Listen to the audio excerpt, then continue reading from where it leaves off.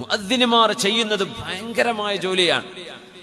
അവർ ശമ്പളം വാങ്ങിക്കോട്ടെ, പക്ഷെ മുഅദ്ദിന്റെ നിയ്യത്ത് എന്താവണം? ഞാൻ അള്ളാഹ്ക്ക് വേണ്ടിയായി പണി ചെയ്യുന്നത്, സാലറി കിട്ടിയാലും ഇല്ലെങ്കിലും ഞാൻ വാങ്ങിക്കൊടുക്കും എന്നൊരു നിയ്യത്ത് അവിടെ കിടക്കട്ടെ.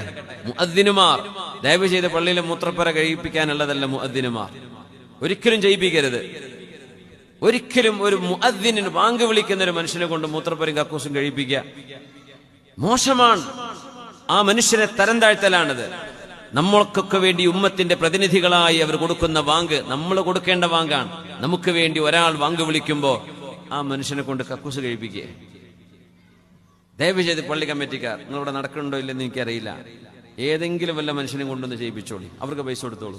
മുഖ്രിമാരെ കൊണ്ടും മുഅദ്ദിനുമാരെ കൊണ്ടും മൂത്രപ്പുര കഴിപ്പിക്കരുത്. വേറെ എന്ത് ജോലികൾ കൊടുത്തോളൂ, ഹുർമത്തുള്ള ജോലി അവരെ ഈ പണിക്ക് കൊടുക്കുക. നമ്മൾ പോയി മൂത്രമൊഴിക്കുന്നത് അവരെ കൊണ്ട് കഴിപ്പിക്കേ. എത്ര വലിയ മോശമാണ് നമ്മളെ ചെയ്യുന്നത്. ലാ ഇലാഹ ഇല്ലല്ലാഹ്.